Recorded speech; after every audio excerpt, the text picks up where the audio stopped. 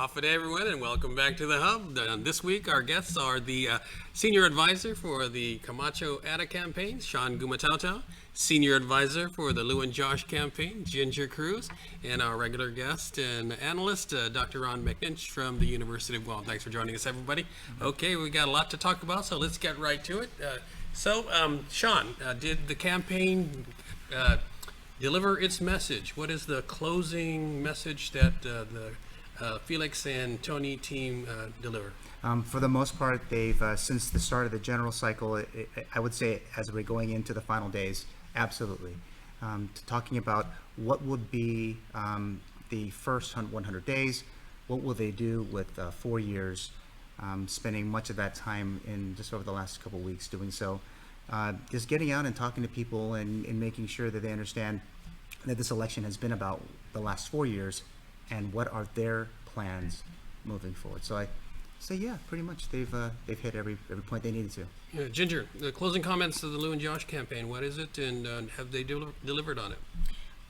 The closing message is the same message we've had all along the way, and that is moving forward instead of moving backwards. And I think we've done a really successful job at maintaining the high road, ensuring that the message is getting out to people of all of the challenges and all of the difficulties that we've seen, and overcoming those challenges and making sure that as we did that, we took care of the middle class, we took care of the people who were hurt the most, and made sure that when the tide rises again, that all boats rise with it. And I think that sort of message of optimism and hope and positivity, and the fact that it's not just the administration, it's everybody. And they created an atmosphere in which businesses and people all banded together, made it through. And now, I mean, you look at the gross domestic product, which just came out yesterday, and it proves that we've made it through stronger than before, and we are on the verge of what's going to be the largest economic expansion thanks to the economic policies and the steady hand that Lou and Josh have had these past 4 years. So we're very optimistic, and we see that message pervading the discussions around the island. Ron, have the campaigns effectively energized their respective bases? I think they did that very deliberately. I believe so, but I think both sides would agree, and they would tell everyone in the public, vote, vote, vote. I think that's probably the mutual message is that people only count when they vote, and you have to go down and vote if you haven't already, and set aside the time and do it. And so I think that and I think both sides would probably agree to that concept in general. Ginger's the Democratic base been energized? Do you expect a big turnout? So the Democratic base is really energized, and I think the thing that's energized them the most is the fact that our opponent really has taken the low road. So, I mean, especially if you look at the Felix and Tony campaign, and if you look at the Jim Moylan campaign, it has been the darkest, most depressing, most doom and gloom negativity that you have seen. And I think that, ironically, has energized our base incredibly. I mean, if you saw, I was at the rally on Sunday, I mean, the line of people and the level of enthusiasm. They did a wave up in Dededo, they're doing a wave today. I mean, there's been an event almost every single day,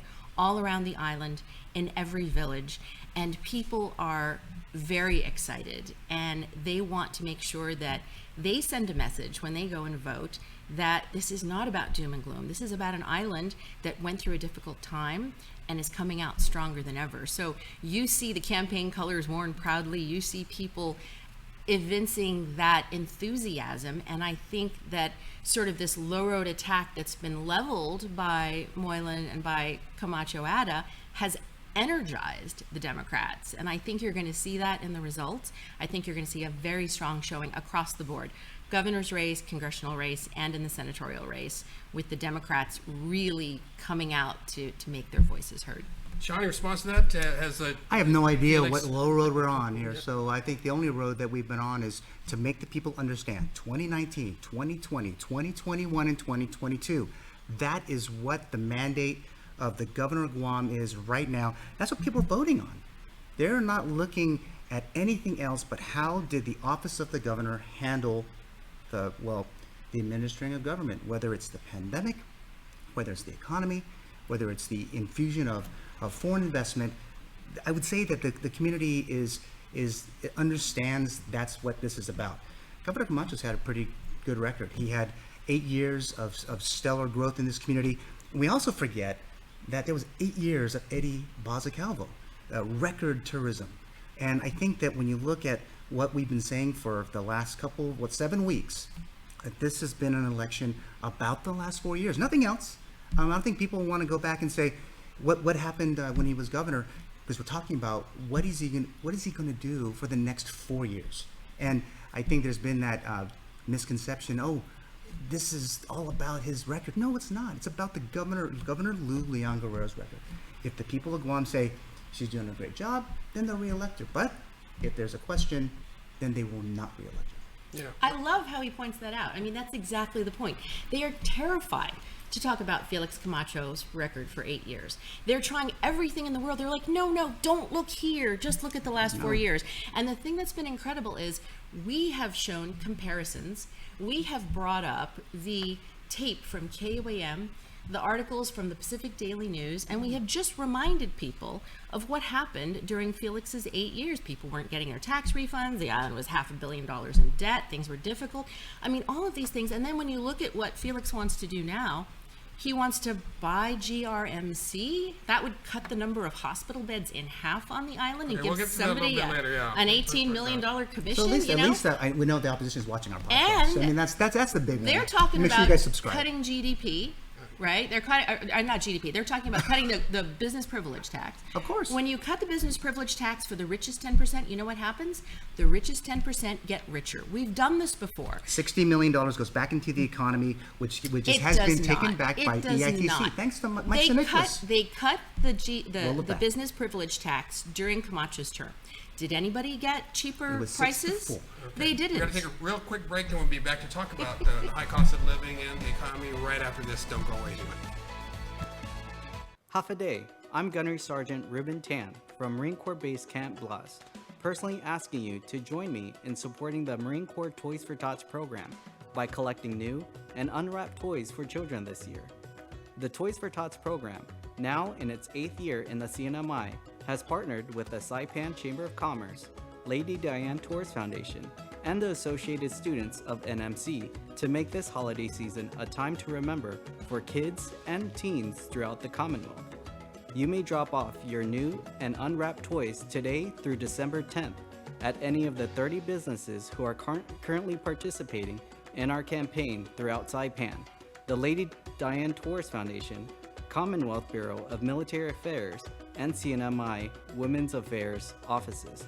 We kindly ask that when purchasing this year, to please remember gifts for older children and young teenagers. On behalf of the United States Marine Corps and the KUAM Care Force, we thank you for coming together and sharing the spirit of the season. Stay on top of breaking news and the biggest stories of the day with NBC News Daily. Get in-depth reporting from across the country and around the world, tips to take care of your health and your wallet, and up-to-the-minute local news. NBC News Daily, weekdays on NBC.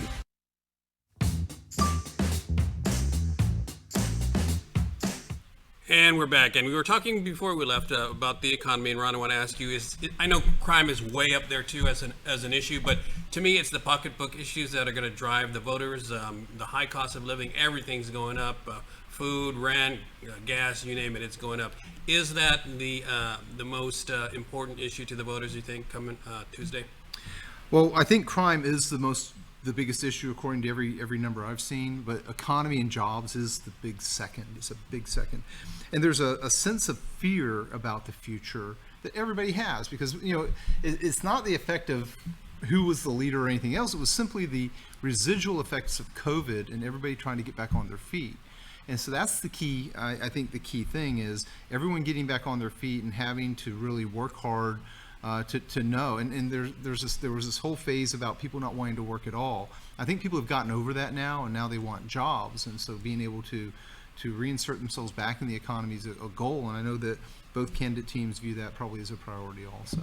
Ginger, Lou and Josh put out a news release yesterday, as did the Department of Commerce, about the GDP, which you mentioned briefly before we went to break.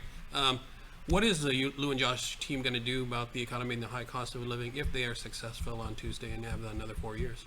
So the key to addressing the cost of living, as the Gov and Josh have always said, is increasing better paying jobs for our people. That is a key effort. Diversifying the economy. The governor has brought over 3D manufacturing. They're already doing studies to set up broadband telecommunications, increasing jobs in healthcare. Instead of bringing in people from off island, train our people, because those are higher paying jobs. And so that's all been a huge focus. And the fact that we are about to have the greatest economic expansion in a generation is going to fuel that. The second thing that is going to drive down prices for everybody is competition. When that Japanese discount store opens right at that intersection going up to the airport, and they start having lower prices, I guarantee you there's nothing that the other companies can do but address that and bring down their prices. And when the other team says, oh, we're going to drop the gross receipts tax by 1% and it's going to translate to the people, you can go back. I'm a numbers person. I love looking at numbers. The last time that they raised it to 6% for a while to get revenue, and then they dropped it to 4%, prices did not go down. They continued to go up. Over the 8 years when Felix was in office, the cost of living went up 51%, and people remember that.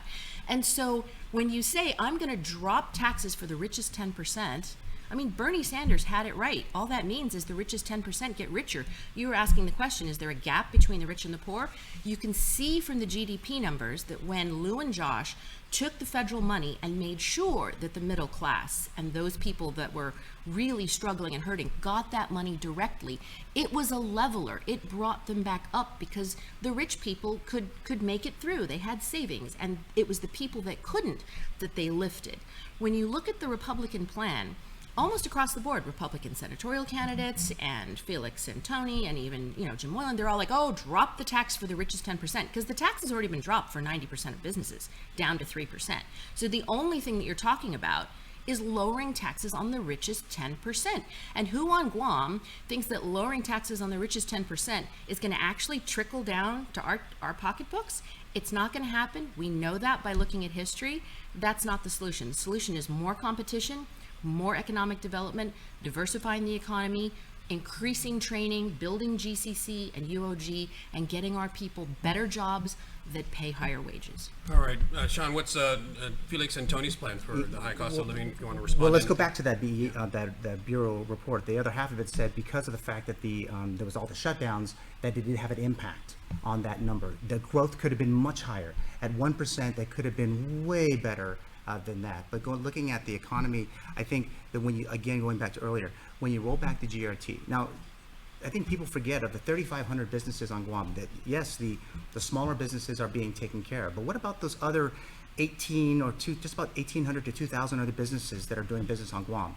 They've been completely impacted by the shutdown. In many cases, losing 25, 50% business loss. As a small business owner, I also had a 50% business loss. We are concerned about the direction that the policies have had on just not just our businesses, but on all businesses. So looking at Felix and Tony's plan, they are looking at first off, it's getting a partial exemption for the Jones Act to help bring the cost of goods coming in down. Obviously, the rollback of the GRT. Also trying to get more foreign investment back in the territory.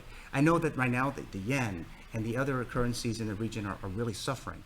But at some point, we have to find another way to diversify the economy. Tourism's going to take a little bit more of a time to come back.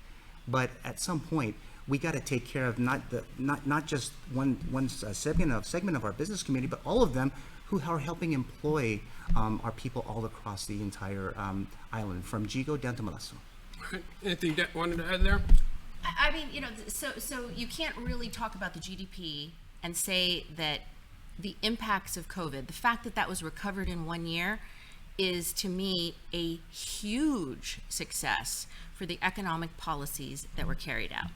The things that were done, I was talking to Gary Hiles yesterday, like the island economist, and he was telling me, he says, economic stimulus, you always wonder, is it really going to work as well as we hope? So when you turn around those tax refunds and you get them back into people's hands, when you lessen the amount of days it takes to pay businesses when they turn their bills into GovGuam and you pay them quicker, Does that really help the economy? And when you look at the gross domestic product, it does. It was a resounding yes for the policies that were carried out, and it demonstrated in actual fact that the fact that Guam had a $6.123 billion gross domestic product in 2021, the year when we had 70,000 tourists, our tourism economy was shut down, not because of anything we did, it was the global shutdown.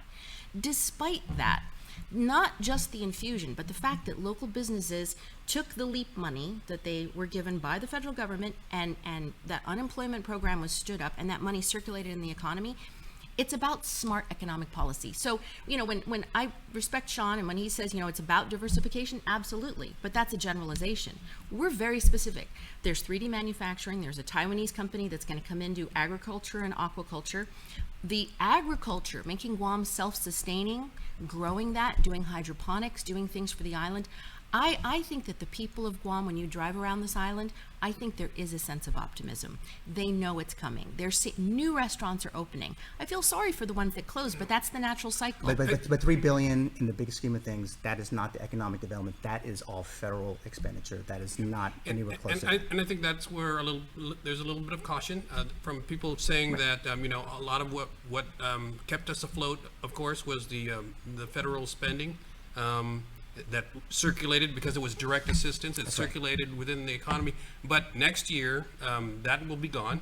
And whatever assistance that the Admiral said, the $1.2 to $2 billion, that's money for the military buildup that doesn't go directly into the pockets of the people. So it's quite different from having direct assistance. But we got to move on. We got to take a short break and move on. We'll be right back after this. Hello, I'm Gunnery Sergeant Ruben Tan from Marine Corps Base Camp Blas, personally asking you to join me in supporting the Marine Corps Toys for Tots program by collecting new and unwrapped toys for children this year. The Toys for Tots program, now in its 13th year on island, has partnered with the Chamber of Commerce, Matson Navigation Company, Catholic Social Services, and the Salvation Army to make this holiday season a time to remember for kids and teens throughout Guam. You may drop off your new and unwrapped toys between now and December 10th in any of our boxes throughout Guam or at the KUAM studio. We ask that when purchasing this year, please also remember gifts for older children and young teenagers. On behalf of the U.S. Marine Corps and the KUAM Care Force, we thank you for coming together and sharing the spirit of this holiday season.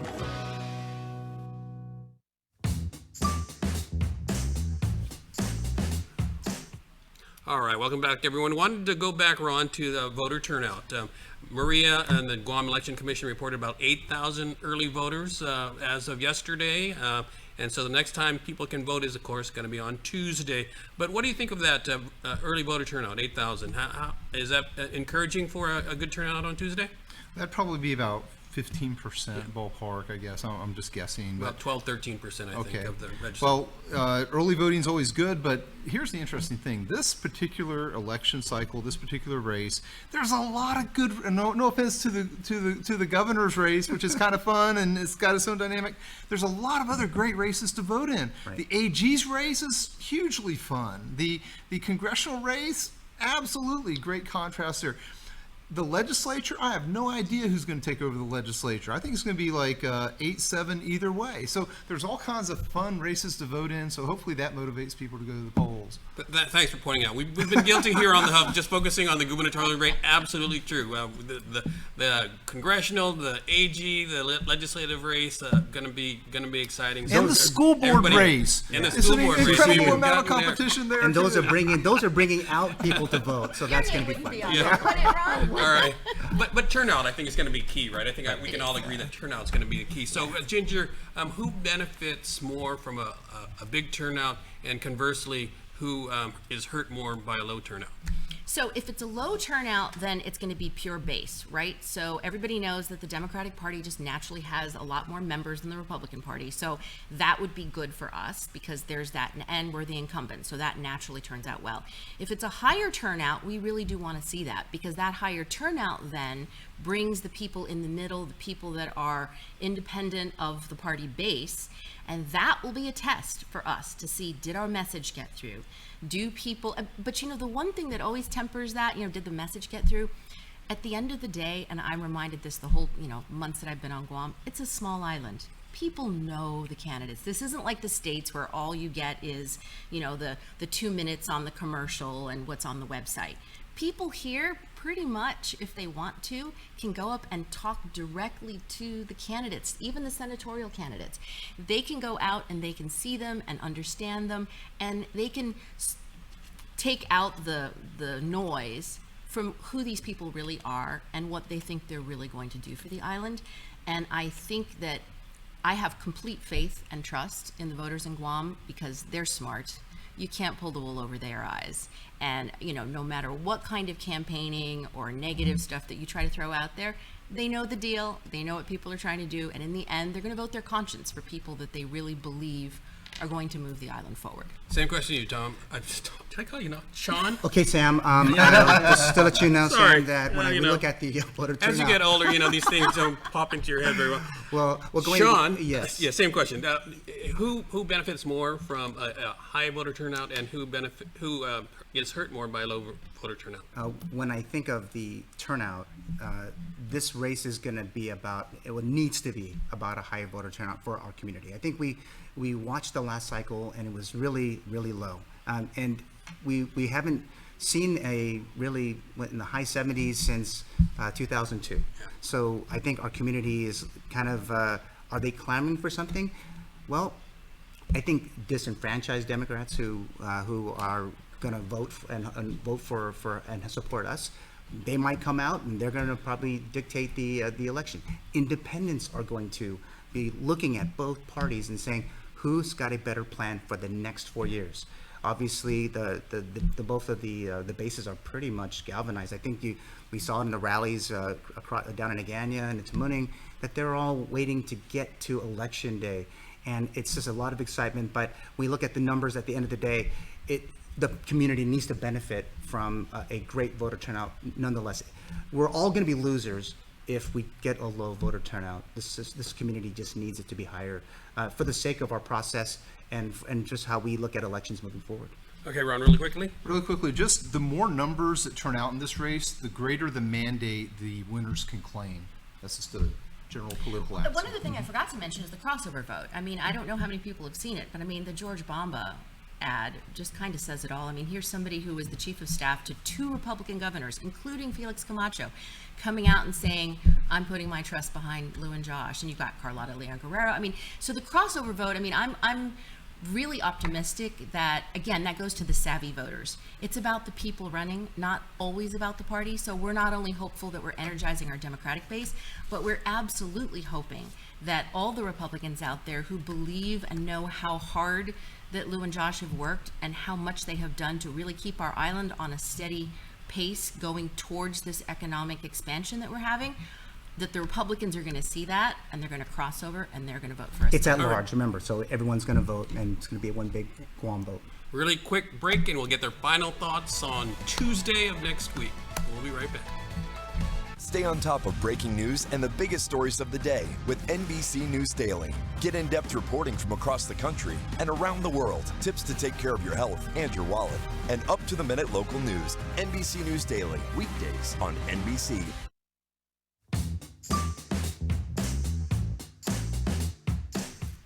All right, we're back with just a few minutes left, so I just wanted to give them all an opportunity to give me their thoughts and predictions for next week, Tuesday. Just 4 days left till the general election. Ron, what do you think's going to happen? Well, I think this is a fun, exciting race to watch and a fun, exciting race to participate in. Go out and vote. Bring your kids to the polls. Let your kids mark the ballot. You know, include, yeah, absolutely. That's a good technique to socialize your children into the voting tradition. You know, turn the voting day into a picnic and just have a wonderful time. Ginger? You know, we're really looking forward to having a little bit of calm after the storm. But I'll tell you what, before we get there, there's a lot of work. We got 4 more days. We're going to be out waving. We're going to be in the villages. We're going to be doing everything that we can to get the message out to people that you know, our team of Lou and Josh, Judy Wampat, and all the Democratic senators who have just poured themselves into working for this island and working for the people. We're going to continue to do it for 2 and 4 more years. And we are trusting that the people will give us that continued confidence. And we're welcoming the crossover vote so that we can get the island pulled together, and after COVID really see an economic expansion that will lift everyone. Shawn?